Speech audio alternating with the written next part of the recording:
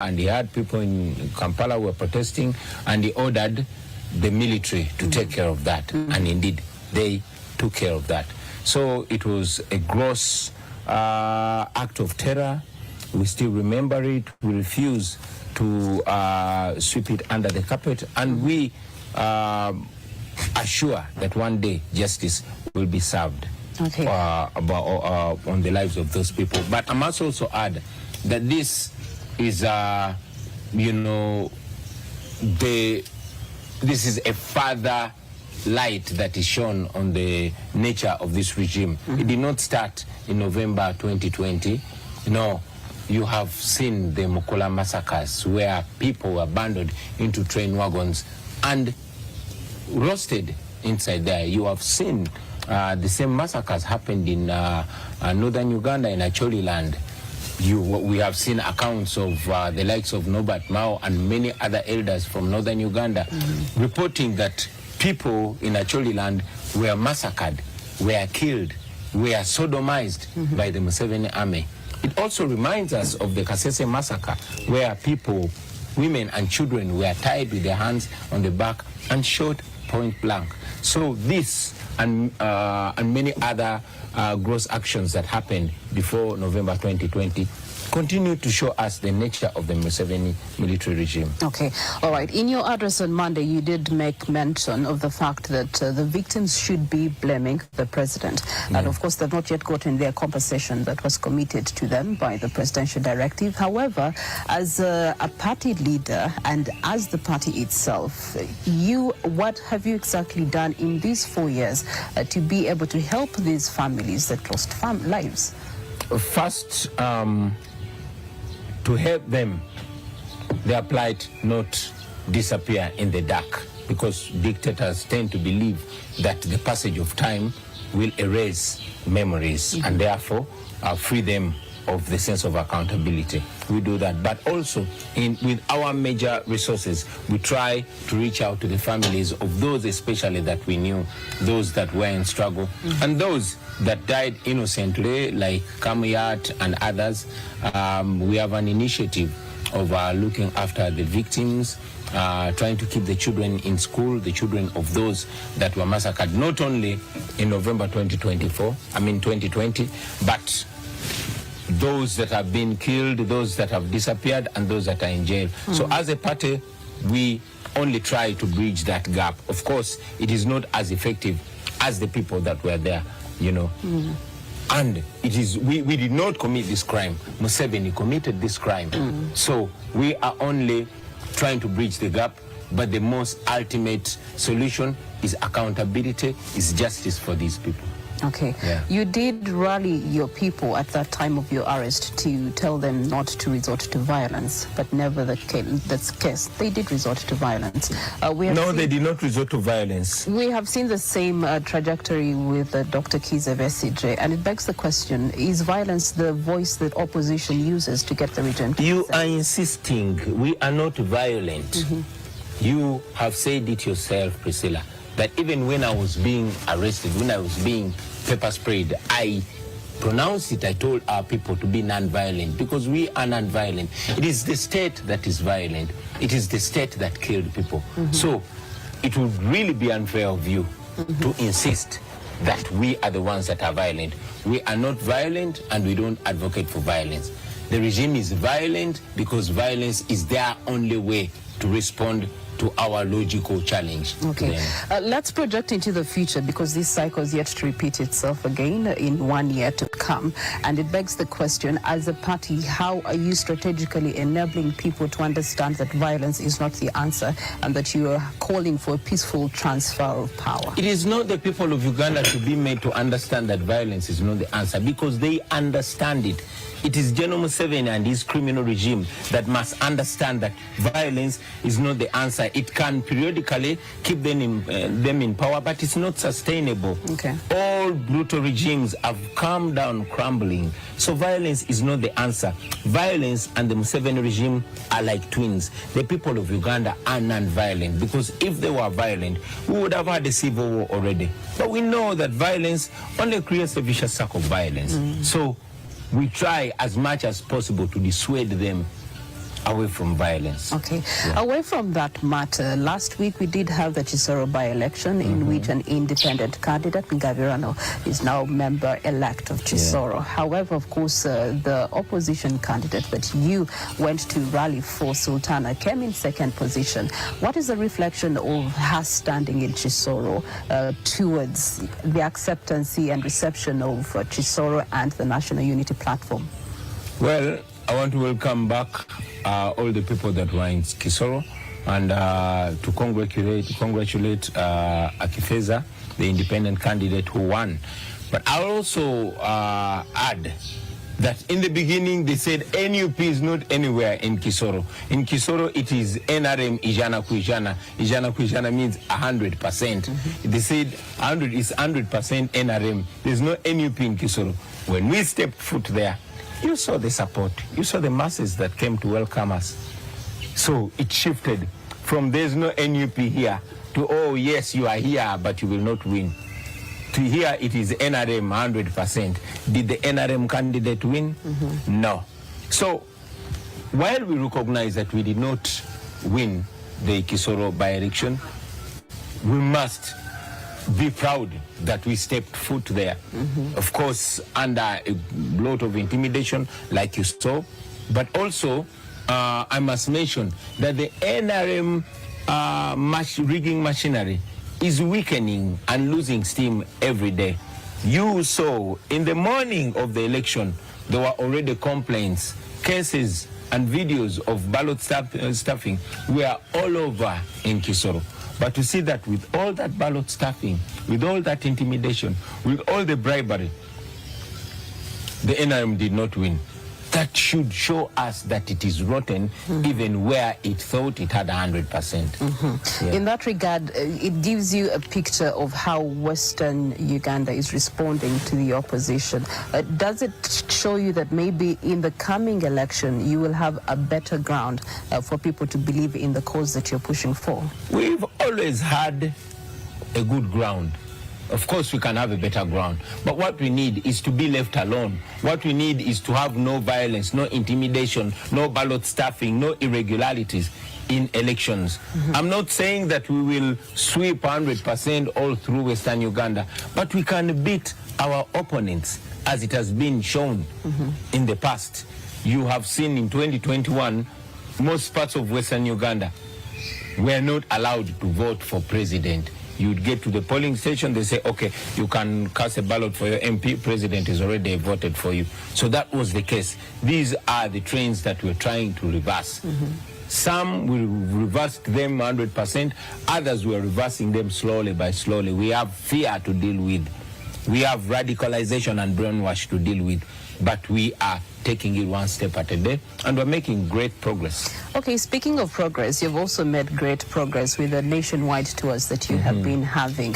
And it begs the question, I know one of the things that you have been doing is opening up party offices in all the locations that you have been going to.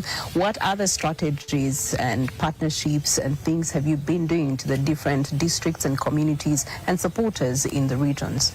Some, I'll tell you, some I won't tell you, but what I'll tell you is that we have openly been going around the country, trying to galvanize our support, trying to, embolden the people, because there's a great, great effort to intimidate the people of Uganda and to make them, give up on democracy, to make them give up on the hope for change. We go around reigniting the hope of the people. Reasserting our leaders in those areas. We noticed that in 2021 what the regime did is to deny us leadership. Wherever we had candidates, they either intimidated them out of the race or bought them out. So we are moving to anchor our leaders in various areas, because some of them actually sold us out, as you noticed. So we keep going to anchor our leaders, to meet our people, to reassert ourselves, and to remind them that our hope is alive. Okay. Yeah. So that is on the side of the National Unity Platform. Yeah. Let's flip it to the side of the people. You have been interacting with the locals on ground, the natives. What is their voice to power?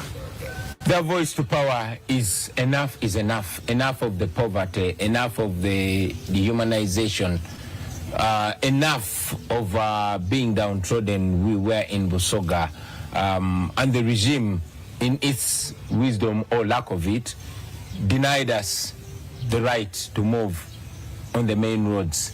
They pushed us into the dusty road, into the remote areas. They didn't want us to go past towns because they thought it would expose massive support for us, which they don't want the world to see. But this was an advantage because wherever we went through, oh my God, we went through Busoga, and it was sickening.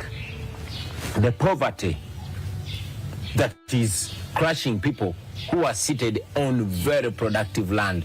You would see acres and acres of sugarcane, but knowing that that sugarcane does not benefit them because it was crushed. We went to Karamoja, the same thing, you know, and the subjugation, because there was a roadblock after a few kilometers. You know, we went to Teso, same thing. We came from there, went to Kisoro, you know, not any different. Now, the last one before they came in to stop us was in Buyikwe, here in Buganda. And wherever we go, we speak about the peculiar problems that are in those areas, and we also show them how to overcome them. We talked about sugarcane in Busoga, which was their bread and butter, but now, you know, it is taken over, especially by foreigners. We spoke about the minerals in Karamoja. We spoke about the past glory of Teso. Those people used to grow lots of cotton and benefit from it, but you know, even the Guinea is nowhere to be seen anymore. Their rufla of Teso, you know, is not functioning anymore, thanks to the fact that they did not compensate their cattle that was taken. Same story everywhere. Here in Uganda, we spoke about the recent takeover of their coffee, which we all know is not anything to do with rationalization, but it's everything to do with economic impoverishment, with taking over everything that the people of Uganda have, just like they did it to Busoga, just like they did it to Teso, to Karamoja, and all these other regions. Okay. So we keep going around, opening the eyes of the common people to the very basic and simple realities, to make them understand that they need the change. And glad enough, they understand. The opposition is always the alternative government in waiting. And while you were addressing people on these matters, what were the alternatives that you were giving them to show them that there's actually hope at the end of the tunnel?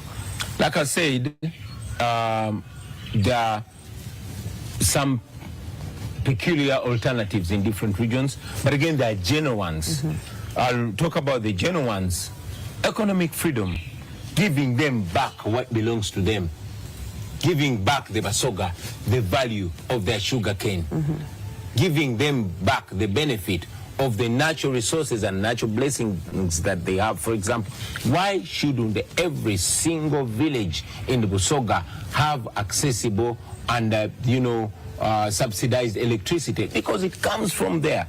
You know, why shouldn't there be benefit from the great minerals that come from Karamoja?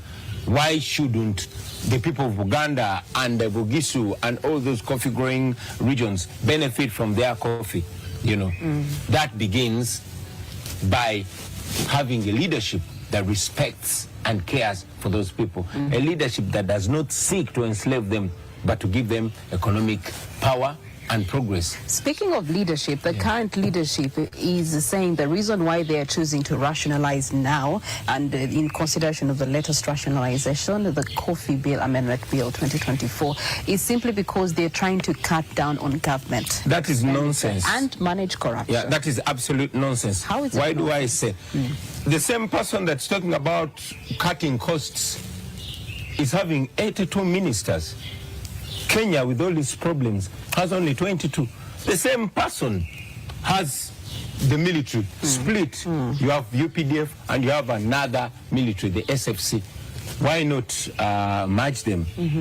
The same person keeps creating positions of RDCs, deputy RDCs, and assistant RDCs. All that is expenditure. Why do we need them? The same person keeps xeroxing, keeps duplicating roles. You have the IGG, you have State House Anti-Corruption Unit, you have Uganda Revenue Authority, you have State House Revenue Intelligence, you have, lots and lots and lots. Why don't they do that? You have Ministry of Energy, you have UNOC.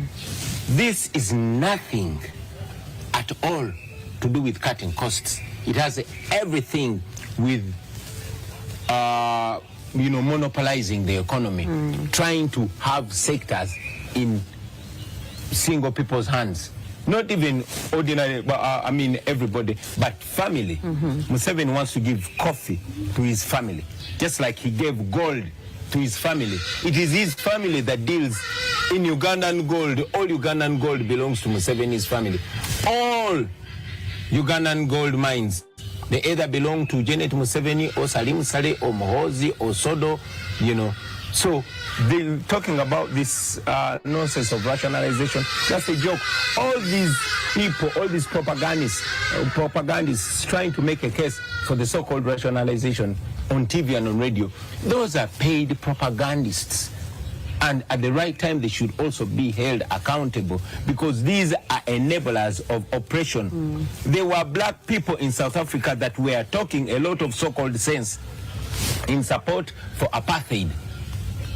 There were intelligent people that were speaking for Bashir, speaking for Mugabe, speaking for Saddam, when they were oppressing people. Okay. So even this, they will find so-called intellectuals who will come and use a lot of English, but only to impoverish people. So I'll say all the rationalization talk is absolute nonsense. You speak of the right time, and I believe this is the right time for then people to see what would be the alternative schools of thought to manage corruption, or even end it in Uganda, as well as manage our government expenditure. What are those alternatives that are on the table? To end corruption? Just end it. Just see it and call it what it is. Corruption. We see corrupt people, and we know who protects them. The IGG Muriagonja one time is quoted to have said that the big fish hide behind the president. Every corruption scandal will be followed up to Museveni's doorstep. You have seen the open corruption in the parliament. The Speaker of Parliament literally robbing taxpayers' money, undefended by General Museveni. Even when facts are brought, where she hides her money in the UK, in Dubai, and others, protected by Museveni. You have seen all corrupt people, even those that have been taken to prison. You saw what they did. Take Kenya there, bring him back, redeploy him. Take Mukula there for corruption, stealing from the sick and dying people. Bring him back, redeploy him. Jim Wezi, take him to prison, bring him back, redeploy him. Nabanja, all ministers, these people even steal from the poorest, the people of Karamoja. Right. So that corruption is at its height. What's the alternative to government expenditure being high? Have a moral government. Have a moral government. Remove this government that survives on corruption. Corruption is a way of survival for this government, so it cannot stop it. Just remove it and have a government that is willing to tackle corruption. This government glorifies corruption. This government has corruption as a way of survival. So you cannot tell this government to end corruption. It's as if you're telling it to end its existence. So in essence, what you're saying is that the leaders that we have are corrupt. Absolutely corrupt. Right. And not only in the government. In that case, Honorable, how are you then changing the stance of leaders and that are coming up into government, especially through the Leadership Institute that you started? One, we teach, we say it, but we don't only say it, we act on it. Not only these that we're bringing up, we even hold ourselves accountable. It doesn't matter whether you're the president of the party I lead, or you're the deputy president, or you're the secretary general or spokesperson. We are all held by those values. And we do this not holding just ourselves accountable, but we teach this to even the people that we lead, so that we are accountable to them. They can hold us accountable. You've seen us whenever we have such scandals, we deal with them decisively. We don't beat about the bush with corruption, because we know corruption is a cancer that has destroyed our country. And like I said, that corruption is not only with the government, but the regime uses money and goodies to, beckon on some of the inwardly corrupt comrades, even those that work with us. But like I said, we don't cut corners with corruption. We deal with it. Who is a morally right leader, according to you? According to me, is a leader that sees the way, goes the way, and shows the way, the right way. A morally upright leader is a leader that does everything with utmost integrity, in the open. In Buganda, we call it obwerufu, in the real sense of the word. Yeah. Okay. For the Leadership Institute, begs another question. The leaders that are already in public service, are they going to be going through some of these trainings to be able to be better performers at their job? They are. They are. But it does not only end at teaching. We teach these, our comrades, so that we can hold them accountable. You cannot hold a child accountable. You cannot punish a child for breaking a glass before you teach them that it's wrong to break a glass. So we first teach them that it's wrong to be corrupt, it's wrong to do the things that we are fighting against, because they see what we are fighting against.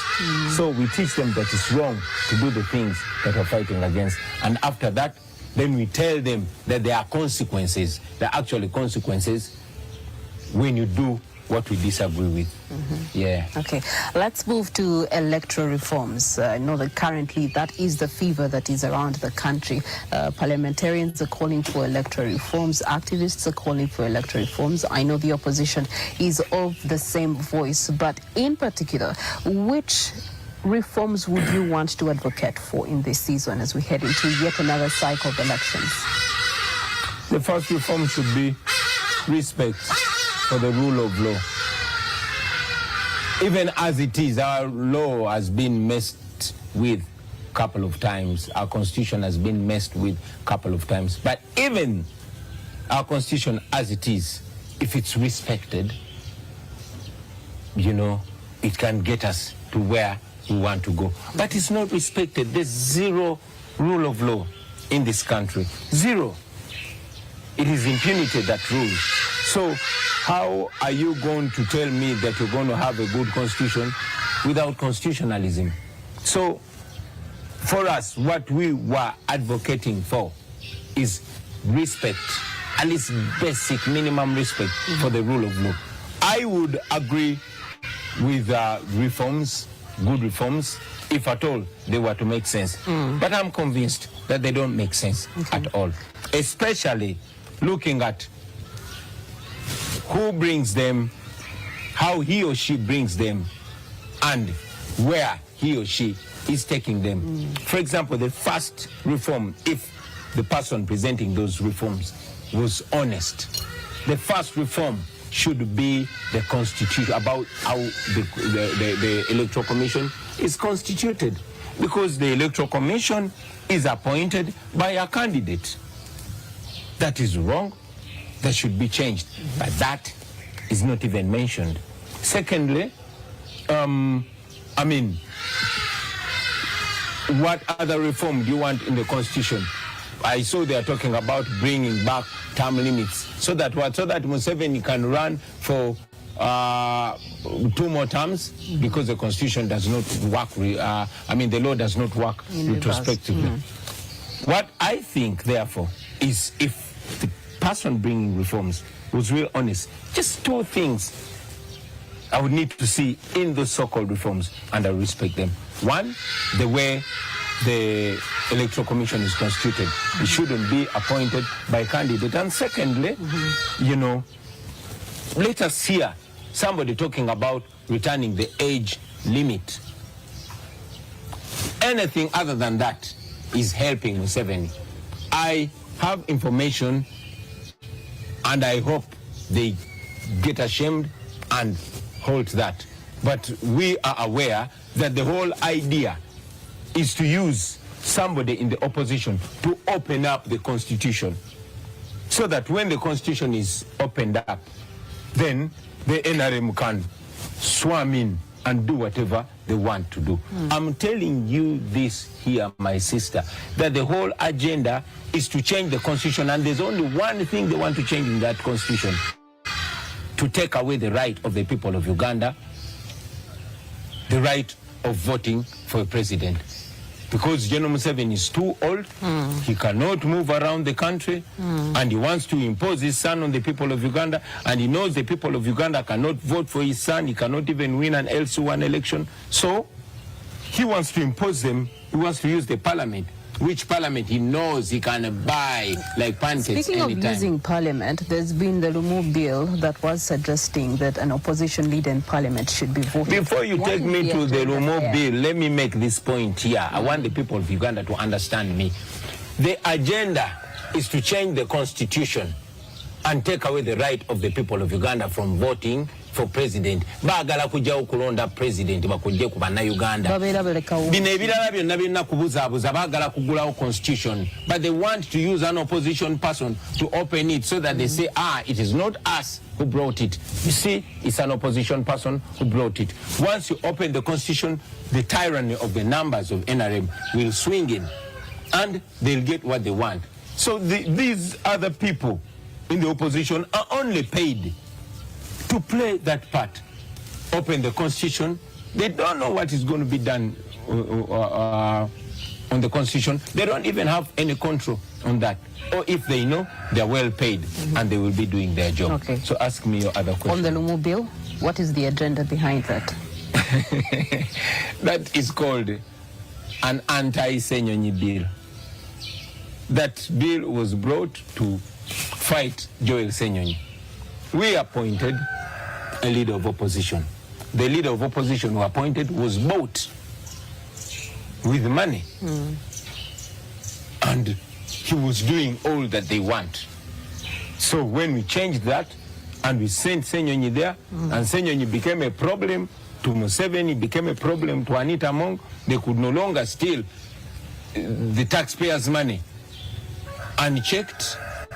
You notice it's until Senyonyi went into the office of the leader of opposition that all these dirty dealings came out.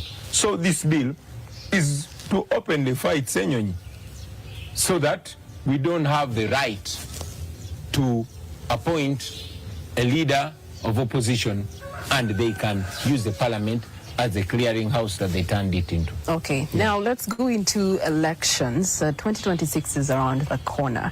However, reflecting on some of the comments that have been made by President Museveni in an address, he said that you stole and you rigged the 2021 general election. I would like to hear your side of that man. Museveni is shameless.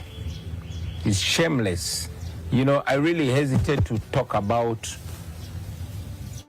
elderly people that way. But what do you do when an elder reduces himself to utter shamelessness? I challenged Museveni. I told him, okay. I mean, he challenged me to take him to court.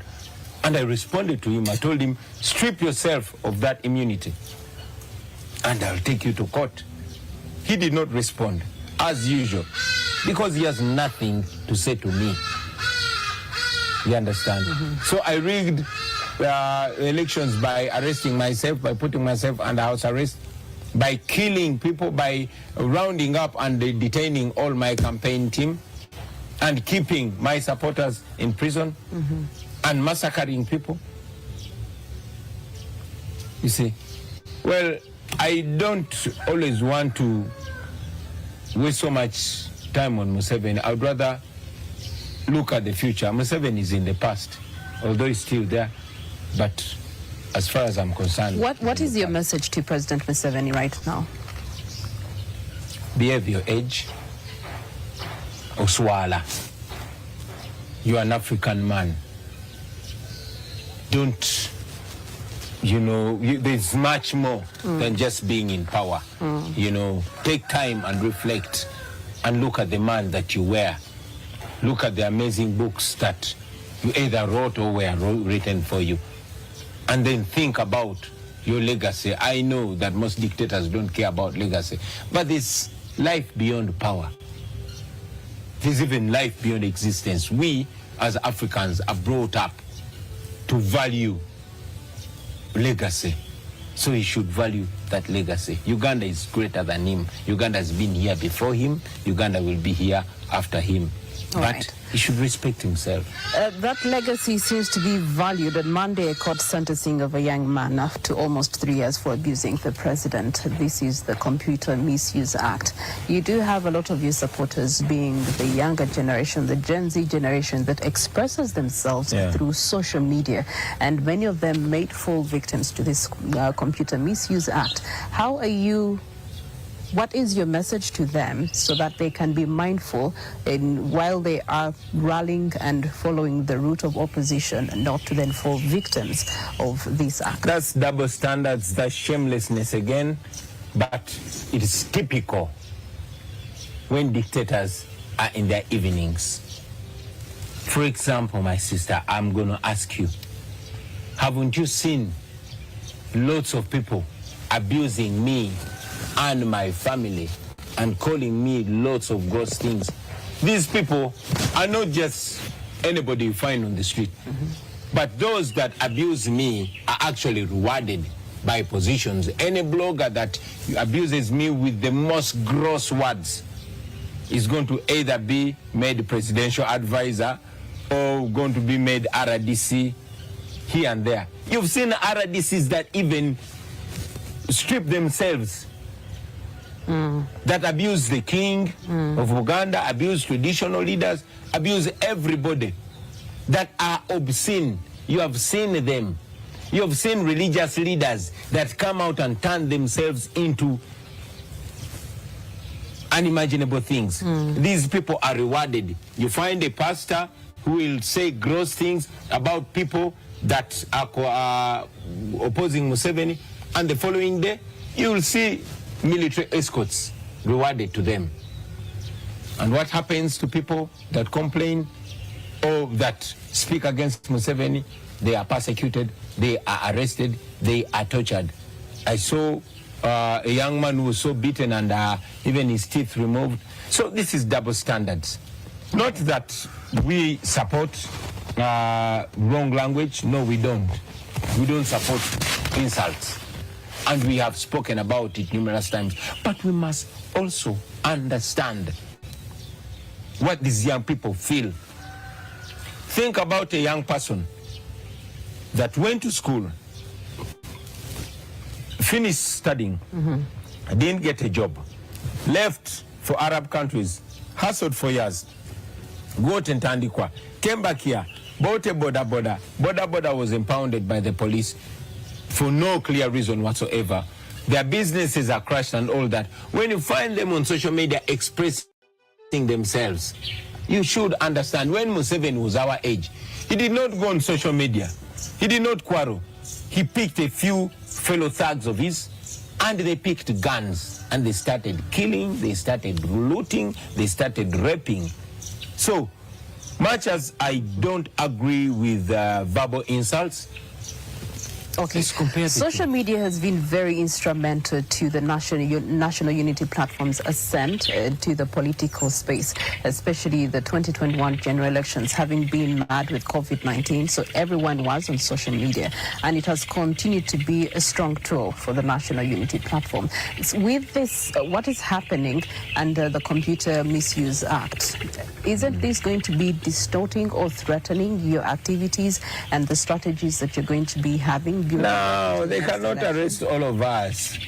I'll tell you, they arrested so many people. Some are still in prison for putting on this beret. I'm wearing it now. I wear it every day. Why have they not arrested me? They've arrested people. I mean, while they arrest us for wearing this, our beret, they are copying the same and dressing their NRM supporters in the same. What kind of double standards in that? So here, they are arresting young people that are criticizing Museveni, but they are rewarding and appointing those that use the same or even worse vulgar words against us. They're rewarding them with the government offices and paying them with taxpayers' money. That we have to fight it in all ways possible. Okay. Speaking of fighting, the fight still continues on. Yeah. The electoral cycle has begun yet again for 2026 general elections. First question, are you standing as a National Unity Platform flag bearer? Am I standing? First of all, will there be an election? I'm telling you here that they are trying to scrap it. Because Museveni knows that I'm ready for him anytime, any day, and he does not want to go down that rat hole again. You know, not running against Museveni that we are going to be declared winners, but every time we drag him to the people and put him, shine a light in him, he has no more lies. That's why he doesn't want more elections. Okay. According to the Electoral Commission, there will be an election. What are the strategies that you're going to be deploying as the opposition in order to do what you have to do through the cycle, participate actively through the cycle, and then, you know, get to the ballot? First, we have debated and debated and debated and agreed that you cannot leave a fight to, and we used the analogy of boxing. I'm a boxer myself, but you'll go in a ring with a person that is favored by the referees, and you'll have a fight. Even when you knock them down 10 times in a fight, and they give them a fight, you know, you cannot say, okay, I'm going to boycott another fight. They bring another fight. We shall go to that ring, and we want to knock that person down so that they don't wake up.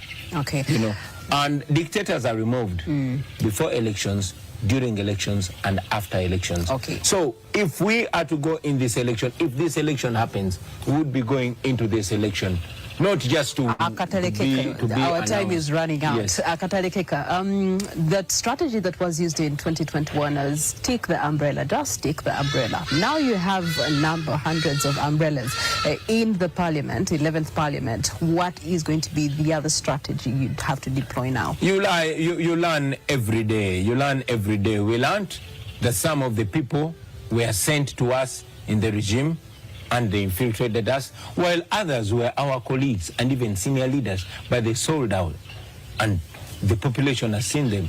So, number one, we will be more careful this time. We will not deal with sellouts. And most importantly, we want to give it back to the people. We want to empower the people of Uganda to hold this election and turn it into what they want to turn it to. And also strategy-wise, how are you going to collaborate with the other opposition parties in order to create a more unified front for the elections coming? It's not about opposition political parties. It's about all the people of Uganda, even those that are not in the opposition.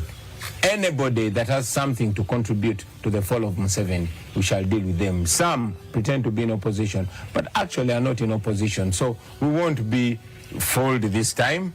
We won't be, you know, misled this time. We can see through lies. We've learned a few lessons, and we hope to use those lessons to have a better 2026. Okay, your closing remarks as we leave. My closing remarks will go to the people of Uganda. Don't give up.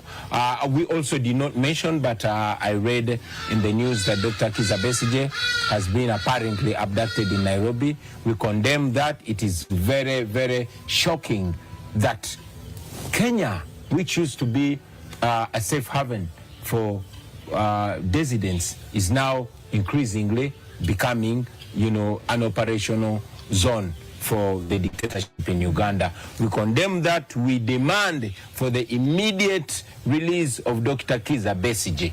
And I call upon all people of good conscience to condemn this and to demand for the immediate release of Dr. Kizza Besigye. And this should remind us, if that happens to a senior international person, a leader like Dr. Kizza Besigye, abducted on Saturday, all of Saturday, nobody knows.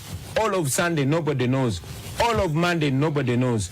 It is Tuesday. There's no statement whatsoever. But we pick from his family that he has been brought to Uganda against international law, against all extradition laws. So we demand for the immediate release of Dr. Kizza Besigye wherever you are. Dr. Kizza Besigye, we stand with you, we respect you, and we will fight for your freedom just like you've always fought for our freedom. All right. Thank you so much, Honorable Thank you very much for having me. Sentamo, for having us. And that brings us to the end of Morning at NTV. Have yourselves a